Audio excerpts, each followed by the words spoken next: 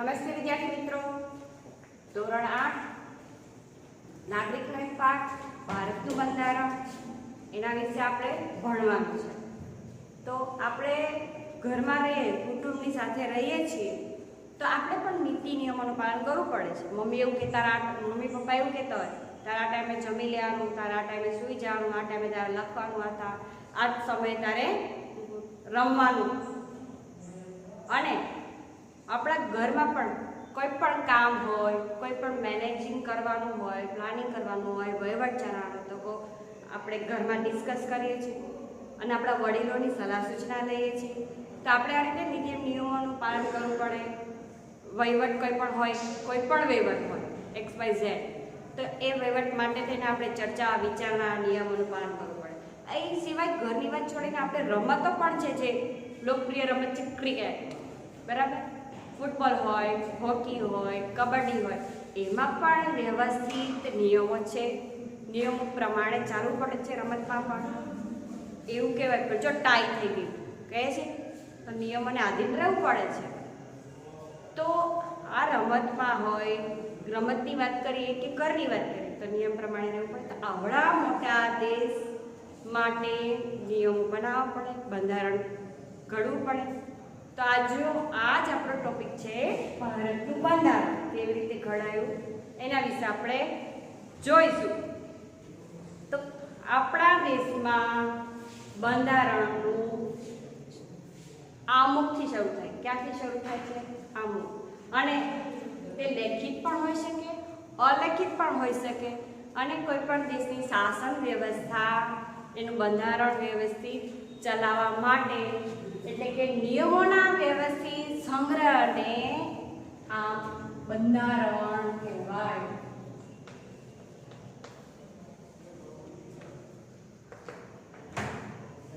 દેશના શાસન ચલાવવા માટે વ્યવસ્થિત નિયમોના સંગ્રહને બંધારણ કહેવાય છે.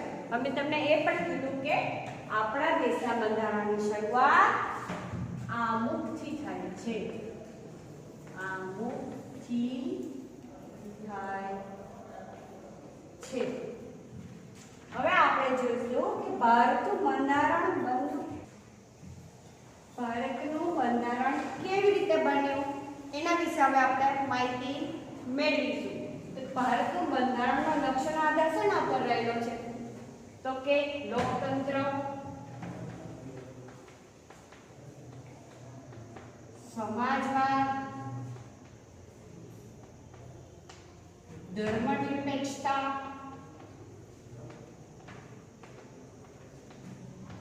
રાષ્ટ્રીય અખંડિતતા,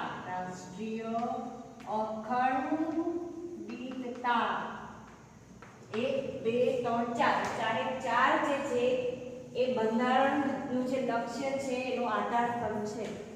તો આ બંધારણના લક્ષ્યોને સિદ્ધ કરવા માટે, એના ઉદ્દેશોને સિદ્ધ કરવા માટે આપણે બંધારણ ઘડવું જ પડે. તો બંધારણ ક્યારે ઘડાયું? તો કે ભારત સ્વતંત્ર થવાની સાથે જ બંધારણની રચના કરવામાં આવી. એટલે કે 9 ડિસેમ્બર 1946 થી કાર્ય કર્યું. ભારત ક્યારે સ્વતંત્ર થયું? 15મી ઓગસ્ટ 1947 ના દિવસે આઝાદ થયો. એ આપણે જાણીએ છીએ, આપણા રાષ્ટ્રીય તહેવાર છે. અને 26મી જાન્યુઆરી પણ આપણો રાષ્ટ્રીય તહેવાર છે. તો આ બંધારણ 9 ડિસેમ્બર 1946 થી બંધારણ ઘડવાની શરૂઆત થઈ. તેમાં જવાહરલાલ નહેરુ, રાજેન્દ્ર પ્રસાદ, સરદાર પટેલ, મૌલાના અબુલ કલામ, શ્યામજી પ્રસાદ મુખર્જી, સરદાર બલદેવસિંહ જેવા નેતાઓએ માર્ગદર્શન આપ્યું હતું બંધારણ ઘડવામાં. આ નેતાઓની દીર્ઘદ્રષ્ટિ કે લાંબુ વિચારવાની દ્રષ્ટિ, રાજનૈતિક દ્રષ્ટિના બંધારણમાં એના દર્શન થાય છે. અને આ અગ્રણી નેતાઓ હતા જેને બંધારણ ઘડવાના આ બધા સભ્યો હતા. તમારી બુકમાં આપેલું છે, જો ફોટા તમે જોઈ શકો છો. આ બધા નેતાઓએ એક વિશિષ્ટ નેતાઓનો સમૂહ હતો જેને બંધારણ ઘડવાના સભ્યો હતા. હવે એંગ્લો ઇન્ડિયન પણ પ્રતિનિધિ હતા. એનું નામ શું હતું? Frank Anthony. અને પારસી પ્રતિનિધિ તરીકે પ્રતિનિધિ કર્યું હતું. એનું નામ છે એચ.પી. મોદી. એચ.પી.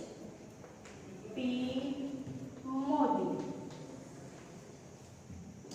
અને એ સિવાય પણ અલ્લાદી કૃષ્ણ સ્વામી અય્યર, ડોક્ટર બી.આર. આંબેડકર એટલે કે બી.આર. આંબેડકર એટલે ભીમરાવ રામજી આંબેડકર. એમને તો કેમ બોલાયા આપણાથી? કે એમ મુનશી જેવા બંધારણના વિશેષજ્ઞ પણ આ સભાના સભ્ય હતા. હવે આ આંબેડકર છે તે દલિતોના નેતા કહેવાય છે. તેઓ લંડનમાં ભણેલા અને ભીમરાવ આંબેડકર ઇકોનોમિસ્ટ, પોલિટિશિયન અને સોશિયલ રિફોર્મર હતા. હવે બંધારણની સ્ત્રી સભ્ય પણ હતી. એનું નામ શું છે? સરોજિની નાયડુ. અને બીજા હતા વિજયાલક્ષ્મી પંડિત. વિજયાલક્ષ્મી પંડિત. આ બંને સ્ત્રી સભ્ય તરીકે હતા. હવે ડોક્ટર રાજેન્દ્ર પ્રસાદને બંધારણના અધ્યક્ષ તરીકે ચૂંટવામાં આવ્યા હતા. કોણ હતું બંધારણના અધ્યક્ષ તરીકે? રાજેન્દ્ર પ્રસાદ. અને આવી રીતે બધા સભ્યો મળીને 389 સભ્યો હતા બંધારણ સભામાં. અને બંધારણ ઘડવા માટે ખરડા સમિતિ નીમવામાં આવે છે. એક ખરડા સમિતિની રચના કરવામાં આવે છે. ખરડા સમિતિના અધ્યક્ષ તરીકે કોણ હતું? ભીમરાવ સાહેબ. ડોક્ટર ભીમરાવ આંબેડકર. જે તમે ખાલી જગ્યા ખોરાકોટા એક વાક્યમાં જવાબ પૂછાઈ શકે. ખરડા સમિતિના અધ્યક્ષ તરીકે ડોક્ટર ભીમરાવ આંબેડકર હતા. બંધારણ સભા કેટલો સમય લાગ્યો બંધારણ સભાનું ઘડવામાં? તો કે 2 વર્ષ 11 માસ 11 માસ અને 18 દિવસ. ફરીથી બોલું, 2 વર્ષ 11 માસ અને 18 દિવસ. એટલે શું કહેવાય? 3 વર્ષ જ થઈ ગયું કહેવાય ને, પૂરા થવા આવે ને. તો એ 2 વર્ષ 11 માસ 18 દિવસમાં ટોટલ 166 બેઠકો મળી. અને ત્યાર પછી 26 નવેમ્બર 1949ના દિવસે બંધારણ સભાએ સંમતિ આપી અને 26મી જાન્યુઆરી 1950 થી ભારત દેશનું બંધારણ અમલમાં આવ્યું. બંધારણની જરૂર શું છે? એની કેમ જરૂર પડે? બંધારણના ના ચાલે? તો કે ના ચાલે. બંધારણ વગર કોઈ દેશનું શાસન ચાલી શકે જ નહીં. તેની કલ્પના પણ કરી શકાય નહીં. અને બંધારણના ઉદ્દેશો જે છે એ પણ સિદ્ધ થાય નહીં. અને ઉદ્દેશો સિદ્ધ કરવા માટે તેના આદર્શોને સૂત્રબદ્ધ કરવા માટે બંધારણની જરૂર છે. જેથી બંધારણને લીધે જ જે આદર્શો છે એ સૂત્રબદ્ધ કરે છે. હવે આ બંધારણમાં જે છે આપણા દેશની સરકાર કઈ રીતની હશે, એ કઈ રીતનો વહીવટ ચલાવતા હશે, એ બધું આપણને બંધારણ જ કહી દે છે કે આ દેશમાં આ પ્રકારની સરકાર છે, એ આ રીતે વહીવટ ચલાવે છે. એ બધું બંધારણ દ્વારા આપણને ખ્યાલ આવી શકે છે. અને આપણે લોકશાહી શાસન વ્યવસ્થામાં આપણે જ આપણા નેતાને પસંદ કરીએ છીએ. બરાબર ને? આપણે ચૂંટણી, તમે ઘરના સભ્યો ચૂંટણી દેવા જતા હશે, તમને ખ્યાલ હશે. આપણે જ આપણા નેતાઓને પસંદ કરીએ છીએ. અને તે નેતા છે તે સત્તાનો દુરુપયોગ ના કરે તેની વ્યવસ્થા પણ બંધારણમાં છે. એવી જોગવાઈ છે કે તે સત્તાનો દુરુપયોગ કરી શકે નહીં. એની જોગવાઈઓ અને નિયમો પણ બંધારણમાં છે. અને ભારતીય બંધારણમાં આવી ઘણી જોગવાઈઓ બંધારણમાં છે, જેથી કહી શકાય કે આ દેશની સરકાર કેવી હશે. એટલી બંધારણની જરૂર પડે જ છે. અને આગળ જોઈએ કે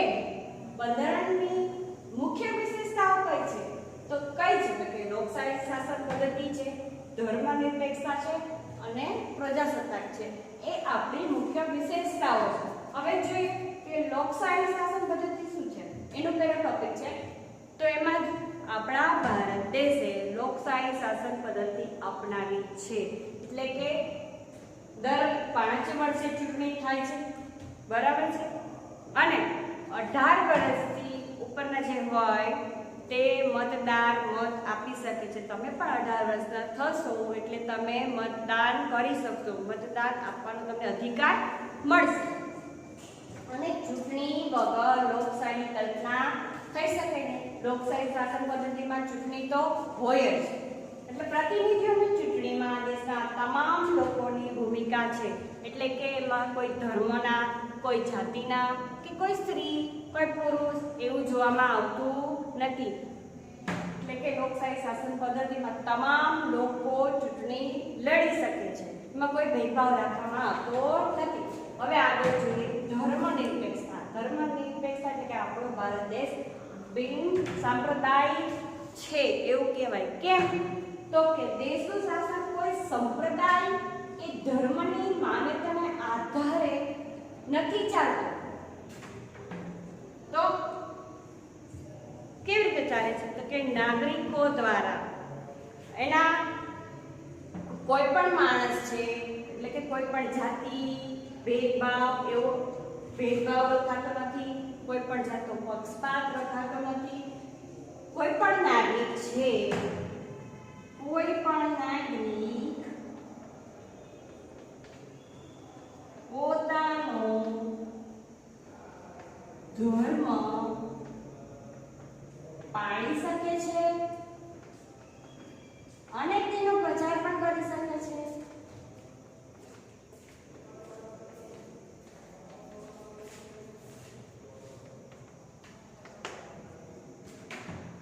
તેથી જ આપણને બિન સાંપ્રદાયિક કહેવાય છે. એટલે કે કોઈ પણ માણસ, તમે કે હું કોઈ પણ ધર્મ પાળી શકું, એમાં મને કોઈ સરકાર કહેવા નહીં આવે કે તમે કેમ આ ધર્મ પાડો, તમે આ ધર્મ પાડો. એટલે કે બિન સાંપ્રદાય છે, ધર્મનિરપેક્ષતા છે. હવે આગળનું જોઈએ પ્રજાસત્તાક. લોકો પાસેથી પ્રત્યક્ષ કે પરોક્ષ રીતે સત્તા પ્રાપ્ત કરનાર સરકારને પ્રજાસત્તાક કહેવાય છે. એટલે કે આપણે ચૂંટણી દ્વારા આગળ પ્રત્યક્ષ કે પરોક્ષ એની આગળ ચૂંટણી થાય, જેના આગળ વિશે જોઈશું કે રાષ્ટ્રપતિની ચૂંટણી કેવી રીતે થાય છે. તો આ જે સરકાર જે આવે છે તે પ્રત્યક્ષ કે પરોક્ષ રીતે ચૂંટાઈને જ આવેલા હોય છે અને રાજ્ય વ્યવસ્થા વિશિષ્ટ હકો ધરાવતા કોઈ વર્ગના હાથમાં નથી. તો કોના હાથમાં છે? તો કે નાગરિકો. આપણે જે છીએ બધા તે નાગરિકોના હાથમાં. એટલે કે ધર્મ હોય, કોઈ પણ જાતિ હોય, સ્ત્રી હોય કે પુરુષ હોય, બધાના હાથમાં રહેલો છે. અને લોકશાહીનો વ્યાખ્યા જે થાય છે કે લોકોથી, લોકો માટે અને લોકો દ્વારા ચાલતી સરકાર એટલે લોકશાહી શાસન પદ્ધતિ. તો આ પ્રજાસત્તાક છે તેમાં કોઈ પણ નાગરિક છે એનો ભાગ રહેલો છે. અને દાખલા તરીકે રેકડી ચલાવતો મજૂર હોય તે પણ ચૂંટણી લડી શકે છે, શાકભાજી વેચતો માણસ હોય તે પણ ચૂંટણી લડી શકે છે. એવું નથી કે કોઈ મોટો માણસ હોય એ જ ચૂંટણી લડી શકે. એટલે જ કહેવાય છે કે આપણો ભારત દેશ પ્રજાસત્તાક છે.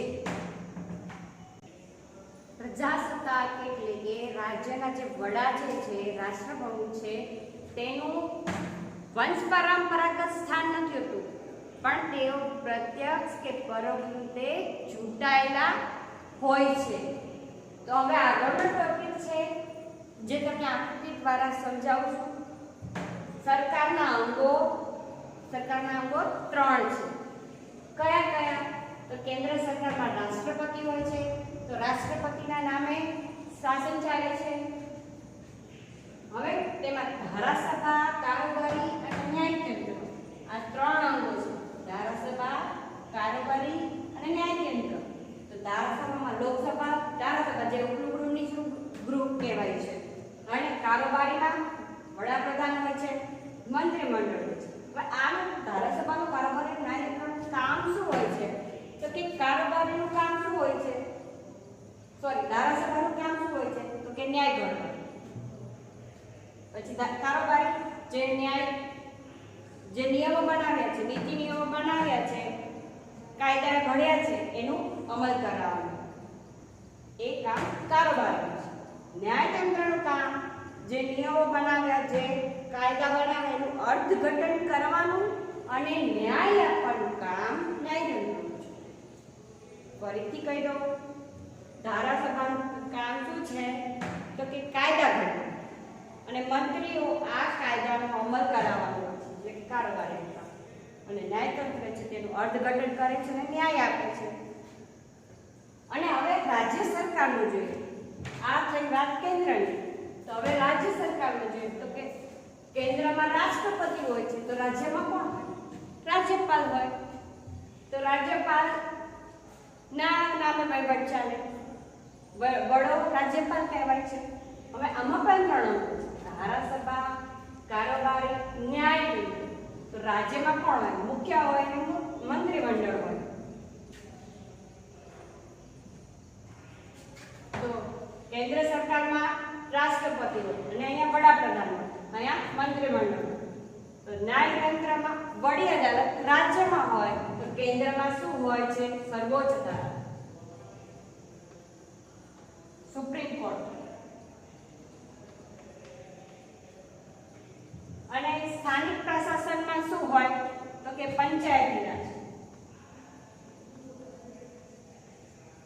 પછી સામે શું આવશે તો કે મહાનગરપાલિકા.